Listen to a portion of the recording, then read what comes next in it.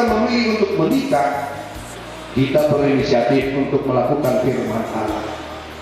Dan ketika kita hidup dalam rumah tangga melakukan firman Tuhan, maka ada tanggung jawab atau konsekuensi. Misalkan kita pasti sudah lebih memahami bagaimana hidup sebagai orang kota.